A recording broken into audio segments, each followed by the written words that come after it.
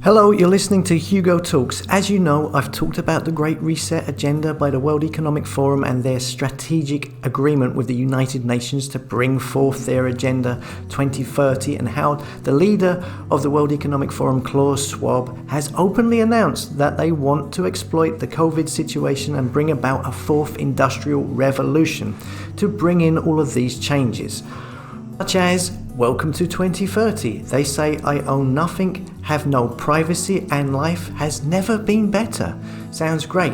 A world where they want you to not eat meat anymore. They want you to eat 3D steaks, for Christ's sake. So look, I've done loads of videos on this Great Reset in the past. I'll include one of them at the end of this video, in case you haven't seen them. But I thought I'd show you this video today that I found. And it looks like it was made for something for kids, the way it's presented, but this was made 10 years ago by Forum for the Future. Forum for the Future is the UK's, it says here, leading sustainable. We work internationally with government, business and public service providers, helping them to develop strategies to achieve success through sustainability to deliver products and services which enhance people's lives and are better for the environment, blah, blah, blah, and lead to a better world. What, to build back better? They put this creepy ass video out in 2011. They claimed back then that the video was a toolkit for the businesses and the governments of the world to plan in the future. And it looks very much like the Great Reset blueprint. Check it out. Oh, hi. I'm so glad you're on time. I'm V. I'm looking forward to showing you around Plandopolis today. My husband works from home. He's a virtual engineer working on one of the city's desalination plants. He controls the robots who do all the important maintenance. I think he basically plays computer games for a living. You ready to go? Have you got your calorie card open on your smartphone? I registered your visit with Slick Travel Corp the other day, so they've allotted you a journey time to match mine. It makes so much sense, doesn't it? Switch off brain and go to work. With this many people around, I'm glad there's a mega computer in charge. We're so lucky. Our kids were allocated a school quite near my practice, so I can drop them off on the way. It saves on our calorie ration. Well, it won't be long until the little darlings get their career announcements. They've been working so hard, so I'm sure they'll get something good. Not that there's anything wrong with fixing carbon scrubbers for a living or anything. Are you hungry? Let's pop to the market as we're passing. Right, what's on the menu this month? No, not meat. It's not your birthday. The Global Food Council are doing a really good job of keeping food production going. I mean, you don't get the choice you used to, but we're better off than most. I think it's probably easiest to walk from here. You barely see a car in the city centre nowadays, unless you're rich. Oh, the state knows they just aren't practical anymore. We're all trying to meet our global carbon deal. Electric bikes are so much better for getting around our neighbourhood. And why waste valuable space on car parks when you can use them to grow food? I don't care what you say, Alex. They don't deserve to live in that ghetto. They are completely disconnected. No high-speed transport system, no new internet. They miss out on jobs and many essential services too. Oh, hi again. What a day. I had to make an emergency visit to the Cry Freedom ghettos. I mean, I miss my sister like mad, but I'm glad they went when they were moved to New Amsterdam. They're safe from climate change on the floating city. Oh, that must be her now. It's much easier to meet up with friends virtually now. So many cities have banned cars in central areas. Ooh, looks like she's got some juicy gossip.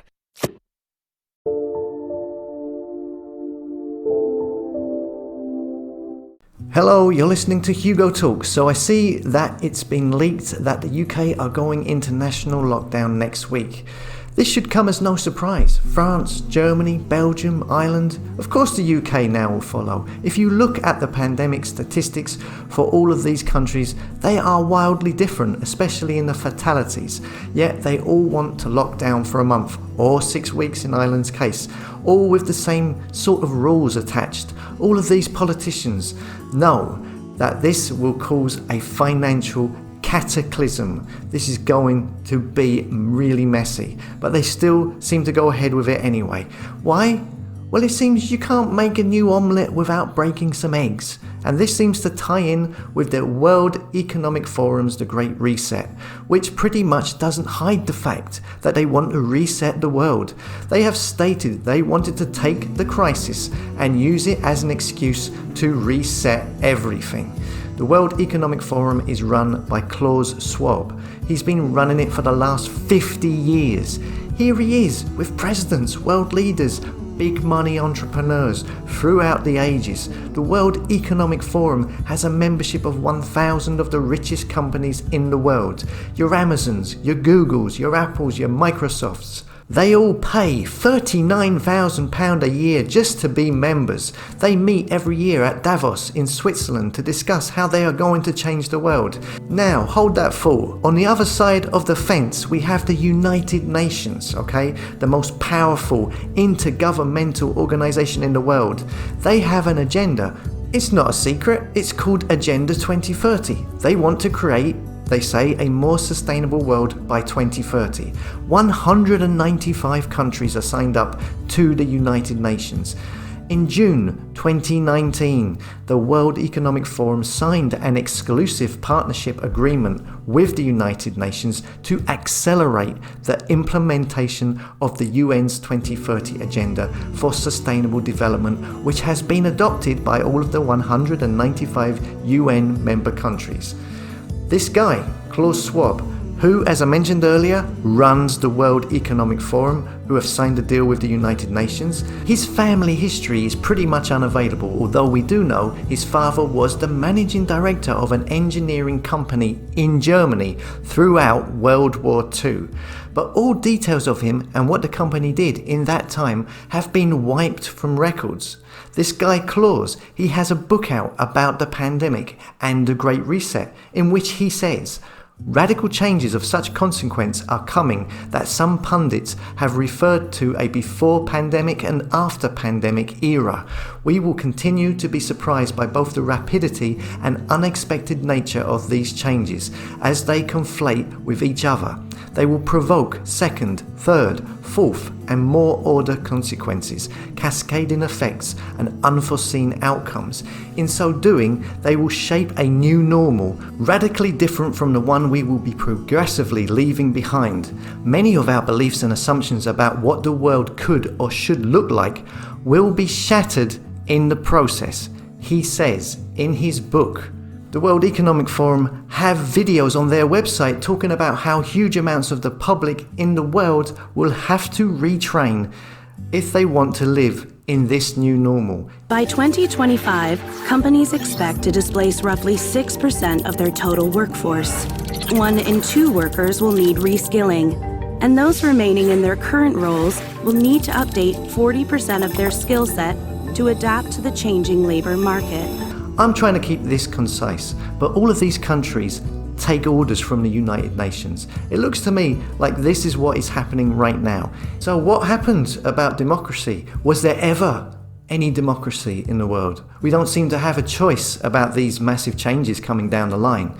They are being forced on us, and by the looks of it, they're being forced on us in a very duplicitous way.